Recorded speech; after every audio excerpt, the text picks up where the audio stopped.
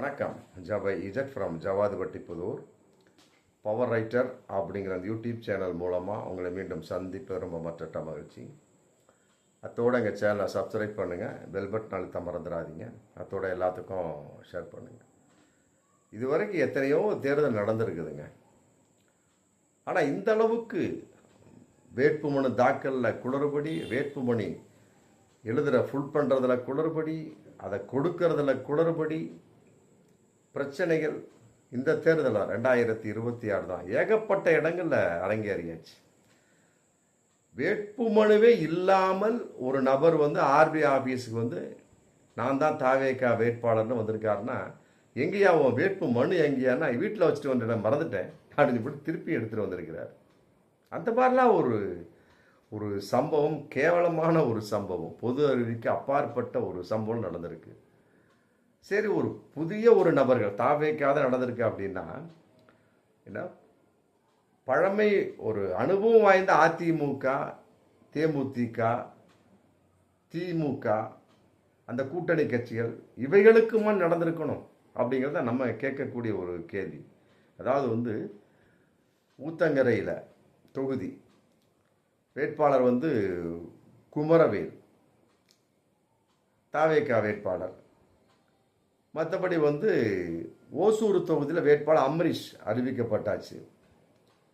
திடீர்னு பார்த்த உடனே இந்த ரெண்டு பேருமே குமரவேல் அம்பரீஷும் விஜய் முன்னாலேயே விஜயை அறிமுகப்படுத்தியவர். அவங்க டைரெக்டாக வந்திருக்காங்க. அதுக்குள்ளே ஏகப்பட்ட குளறுபடி என்ன ஆயிடுச்சு. ஊத்தங்கரைக்கு இளையராஜாவும் ஓசூருக்கு வேந்தருக்கு அரசனும் மாறக்கூடிய ஒரு சூழல். இந்த மாற்றம் என்ன அப்படின்னா, இடையில கேபி முனுசாமி பூந்துட்டார். யாருக்கு? குமரவேலுக்கு ஒரு ஆப்போசிட்டாக பூந்தவன்னு அவர் சொல்லிட்டார். அவருடைய ஒரு சிட்டிங் எம்எல்ஏ தமிழ்செல்வனுக்கு வாய்ப்பு கொடுக்கக்கூடிய சமயத்தில் அதை பார்த்ததோன்னு என்ன பண்ணிட்டார் இளையராஜா, என்ன பண்ணிட்டா அங்கே இருக்கக்கூடியவர் அங்கே தான் போட்டிடலாங்கிற கான்செப்ட் வரக்கூடிய சமயத்தில் அதிமுக சம்மந்தப்பட்டதில் அவர் என்ன பண்ணார், கேபி முனுசாமி தன்னுடைய ஆதரவாளரான தமிழ்செல்வனுக்கு மீண்டும் வாய்ப்பை வாங்கி கொடுத்துட்டார். அங்கே உள்ள அதிமுக இளையராஜா என்ன பண்ணியிருக்காரு, நான் சும்மா விட மாட்டேன் அப்படி என்ன பண்ணியிருக்காரு, குழப்பத்தில் இருக்க சமயத்தில் தாவேக்காரங்க ரவுண்டு கட்டிட்டாங்க. நீ ஏப்பா அங்கே இருக்கிற, நீ எம்ம கட்சிக்கு வா, கட்சிக்கு போட்டியிடு அப்படின்னு சொன்னோன்னா அந்த இளையராஜாவை கொண்டு போட்டியிட வச்சிருக்கிறாங்க. அந்த அளவுக்கு ஒரு சூழல் அமைஞ்சிருக்கு. அதே மாதிரி அந்த குமரவேலும் மாற்றப்பட்டார். எப்படின்னு கேட்டால் அதுவும் அதே மாதிரி தான். அதிமுக ஒரு கான்செப்டு மாறக்கூடிய ஒரு சமயத்தில் ஓசூர் அம்பரீஷ் மாற்றப்பட்டு அதன் அடிப்படையில் அவருக்கு பதிலாக வேந்தர்க்கரசன் மனு தாக்கலுக்கு செய்யக்கூடிய ஒரு சூழல். இதை பார்த்தார் குமரவேல், என்ன நீ இப்படி போறியா அப்படின்னு சொல்லிட்டு இவர் சுயேட்சையாக தாவேக்காவுக்கு எதிராக போட்டி போடக்கூடிய ஒரு சூழல். இளையராஜா தாவேக்காவுக்கு ஆதரவாக வந்துட்டார். தாவேக்காவில் அறிவிக்கப்பட்ட ஒரு குமரவேல் என்ன பண்ணுறாரு, தாவேக்காவுக்கு எதிராகவே போயிட்டார். இந்த மாதிரி ஏகப்பட்ட ஒரு சம்பவங்கள் இந்த 2026 தேர்தலில் ரொம்ப ரொம்ப நிறைய நடந்தாச்சு. அதில் தாவேக்காவினுடைய குட்டி கலாட்டா, தாவேக்காவினுடைய தடுமாற்றங்கள், தாவேக்காவினுடைய ஒரு முட்டாள்தனமான ஒரு செயல்பாடுகள், தாவேக்காவினுடைய பொது அறிவில்லாத ஒரு செயல்பாடுகள், இன்னும் நிறைய சம்பவங்களை ஏற்படுத்திடுச்சு. அது மாதிரி தான் இந்த இதில் திண்டுக்கல் சீனிவாஸ் அதிமுக அவர் எத்தனை தடவை வேட்புமனு தாக்கல் பண்ணியிருப்பார், எத்தனை பேரோட போயிருப்பார். ஜெயலலிதா அம்மையாரோடு பயணித்தவர். அவர்லாம் உணர்ச்சி வசப்பட்டு தடுமாறுறார் அப்படின்னா அப்புறம் மற்றவங்களை எப்படி நம்ம சொல்ல முடியும். அதாவது திண்டுக்கல்ல ஆர்டி ஆஃபீஸில் வேட்புமனு தாக்கல் பண்ணுறதுக்கு போகிறார். அதாவது 12:51 நல்ல நேரமாக. நல்ல நேரம்னா அதுக்கு 3 நாளாக பெறப்பட்டு வரணும். அதுக்கு தகுந்த மாதிரி 12:51 அதுக்கு முன்னாடியே எப்பா யார் வந்தாலும் சரி, நான் 12:51 என்னைக்கு தான் கூப்பிடுவாங்க, கரெக்டாக கூப்பிடுவாங்க. யாரையும் அலோட் பண்ணாதீங்க. அதுக்கு தகுந்த மாதிரி உறுதிமொழி மற்ற சோன்ஸ் எல்லாத்தையும் எடுக்க வச்சுருங்க. கரெக்டாக 12:51 நான் வாங்கிக்கணும். உறுதிமொழி கூட லேட்டாக எடுத்துக்கலாம் அப்படின்னு சொன்னால் ஏற்றுக்குவாங்க. தேர்தல் அதிகாரி ஏற்றுக்குவாங்க, போலீஸ் ஆஃபீஸரும் ஏற்றுக்குவாங்க. இவர் அப்படி இல்லை, திப்புன்னு வந்தது 12:05 வந்திருக்கிறார். இது 12:20 வந்திருக்கிறார். அதுக்கு முதல்ல 12:05 ஐபி செந்தில் குமார், யார் பெரியசாமியோட பையன், தாக்கல் பண்ணுறதுக்கு நின்றுருக்கிறாரு. அவரையும் இடிச்சுக்கிட்டு பிடிச்சிக்கிட்டு டப்ப டப்பன்னு என்ன பண்ணிக்க 12:20க்குள்ளே நுழைஞ்சு எப்பா எப்பா எப்பா நேரம் ஆயிடுச்சு, தள்ளுங்க தள்ளுங்க தள்ளுங்க, இப்போ நான் தான் துவக்கணும் அப்படின்னு சொல்லிட்டு தடா புடா தெக்கால வடக்கான ஒரு குடிகாரனை போல, ஒரு விமர்சனத்தை போல, எந்த பேச்சாக இருந்தாலும் சரி, விமர்சனமான ஒரு நபர் தான் திண்டுக்கல் சீனிவாசன். உணர்ச்சி வசப்படக்கூடியவர். ஆமாம், ஒரு விமர்சனத்துக்கு ஆளானவர். டப்ப டப்பன 12:20க்கு வந்து தள்ளுங்க தள்ளுங்க தள்ளுங்க தள்ளுங்க எல்லாத்தையும் தள்ளிக்கிட்டு உள்ளே போய் அந்த நேரத்தில் பெண் போலீஸ் ஒருத்தன் இருக்கான், அவங்க முதுகில் கையை வச்சு தள்ளி அந்த மாதிரி சொல்லியிருக்கான், ஏங்க முதல்ல கையை எடுங்க, முதுகில் கையை வச்சுட்டார், கையை எடுங்க. உடனே அவர் என்ன பண்ணியிருக்கா, சாதிங்கிற வார்த்தை கூட கிடையாது. அட நீ வேறம்மா அப்படின்ட்டு போனா அப்படியா திண்டுக்கல் சீனிவாசன். உள்ளே போனவுடனே அப்புறம் என்ன பண்ண முடியும்? ஐபி ஆல்ரெடி அவங்க சொல்லிட்டாங்க, தேர்தல் அதிகாரி ஐபி செந்தில்குமார் இருக்காருங்க. அவர் முடிஞ்சதுக்கு பின்னால் அதுக்கு முன்னால் ஒரு சுயேட்சை வேட்பாளர் உதிரிமொழி எடுத்துகிட்டு இருக்கிறார். அவரும் முடிஞ்சவுடனே செந்தில்குமாரோட நுழைஞ்சோட நான் உள்ளே போகிறேன், என்னையும் தான் அனுப்பணும். அப்புறம் ஐபி செந்தில்குமார் சமாதானப்படுத்த, இருங்க நான் தான் முதல்ல வந்ததுங்க. ஆமாம், அதுக்கு கேட்கவே இல்லை திண்டுக்கல் சீனிவாஸ். டப டபன்னு உள்ளே போனால் தடுத்து நிறுத்திட்டாங்க.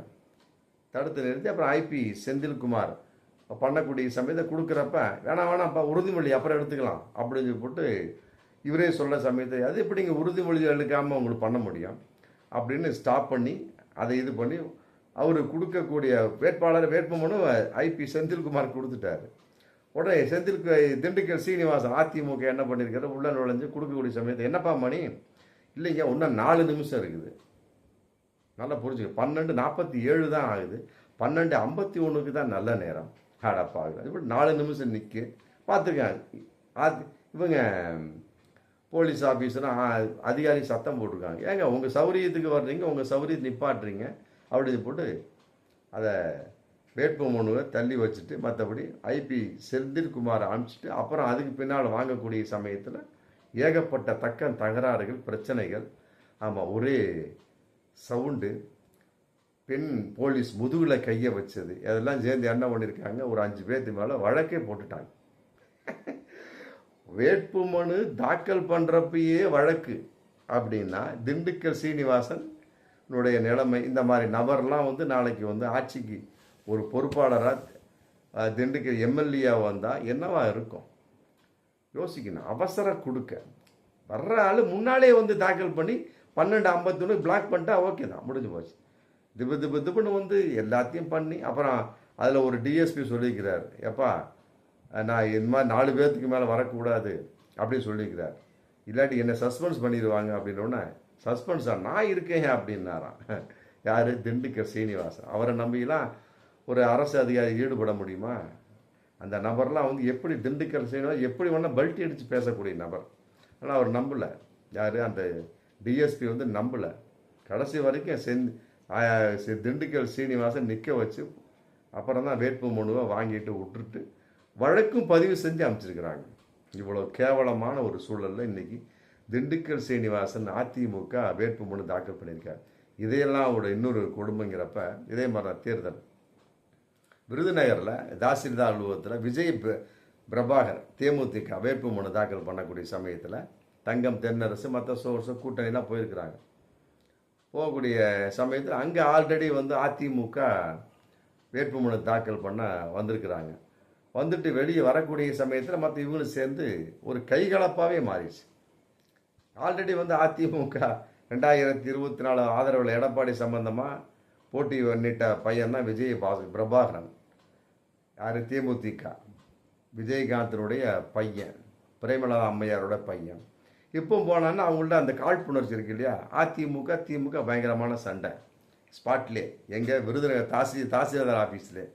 உடனே என்ன பண்ணியிருக்காங்க, கைகலப்பு இல்லாமல் தங்கம் தென்னரசு சமாதானப்படுத்தி இது பண்ணக்கூடிய சமயத்தில் டிஎஸ்பியினுடைய நேம் போர்டே வந்து கலண்டு விழுந்துருக்குன்னா அந்த அளவுக்கு தகராறு கைகலப்பு வந்திருக்குது. சரி டைம் ஆயிடுச்சு, போய் வேட்புமனு கொடுக்கலாம் அப்படின்னா டெபாசிட்டுக்கு பணம் இல்லை. பாருங்க, இத்தனைக்கு திமுக கூட வர்றாங்க, தேமுதிக தாக்கல் பண்ண போகிறாங்க, அப்புறம் கூட்டணி கட்சியெல்லாம் இருப்பாங்க. முதல்ல அது அதிமுகவினுடைய ஒரு குளறுபடி, அதுக்கு முன்னால் தாவேக்கான குளறுபடி, இது வந்து திமுக கூட்டணியோட குளறுபடி.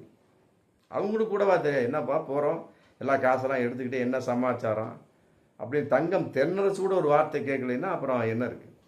உடனே பார்த்துருக்காரு பக்கத்தில் காங்கிரஸ் பொறுப்பாளர் வந்து 10,000 எடுத்து கொடுத்துரு. யார்? விஜய் பிரபாரன்ட்ட, தேமுதிக வேட்பாளர் விஜய் பிரபாரன், திமுக கூட்டணி வேட்பாளர் அவர் கொடுத்து அப்புறம் வந்து பண்ணியிருக்கிறாங்க வேட்புமனு தாக்கல். இந்த அளவுக்கு ஒரு நிலைமை. 10,000 கூட கொண்டுட்டு போகக்கூடிய அளவுக்கு இருக்கக்கூடிய சமயத்தில் விஜய் பிரபாகருடைய சொத்துக்களை வந்து இன்னைக்கு அவர் 28,70,00,000 காட்டியிருக்கிறார். 28,70,00,000 உள்ள ஒரு தேமுதிக வேட்பாளர்கிட்ட 10,000 ரூபாய் இல்லையா அப்படிங்கிற கேள்வி இன்னைக்கு ரொம்ப வைரலாக போயிட்டு இருக்கு. அதையெல்லாம் விட இன்னொரு கொடுமை, பெரம்பூரில் விஜய் மனு தாக்கல். அங்கே வந்து வேண்டுமென்றே என்று செய்தார்களா என்னன்னு தெரியல. ஆமாம், மொத்தம் 2 ஜோசப்பா, அப்புறம் 2 விஜயா, அப்புறம் 3 ஜோசப் விஜயா எல்லாமே வேட்புமனு தாக்கல் பண்ணியிருக்காங்க. அப்படி போட்டோம் அப்படின்னம்னா விஜயினுடைய பேர் எங்கே இருக்கிறது சொல்லிட்டு குழப்பம் வரும் கட்டாயமாக. இதே நிலைமை வந்து ராமநாதபுரத்தில் ஓபிஎஸ்க்கு வந்தது. வேண்டுமென்று ஆமாம், இது பன்னீர்செல்வம், பன்னீர், அப்புறம் செல்வம் சொல்லிட்டு ஏகப்பட்ட பேர் 35-40 பேரை வேண்டுமென்று தாக்கல் பண்ண வைத்து குழப்பம் பண்ணாங்க. இருந்தாலுமே ஓபிஎஸ் வந்து ஒரு 3.5-4 லட்சத்துக்கு மேலே ஓட்டு வாங்கிட்டார். ஆமாம், வெற்றி பெறலை, ஓட்டு வாங்கிட்டார். அந்த அளவுக்கு ஒரு எல்லா நேரமும் வந்து மக்கள் தெளிவாக இருக்க முடியாது இல்லையா. பெரம்பூரில் அதே குளறுபடியை வந்து விஜய்க்கு எதிராக பண்ணி இருக்கிறார்கள். யார் பண்ணி இருக்கிறார்கள் அப்படிங்கிறது ஜெயிச்சதுக்கு பின்னால் தான் தெரியும். பார்ப்போம் மீண்டும் அடுத்த வீடியோ. நன்றி.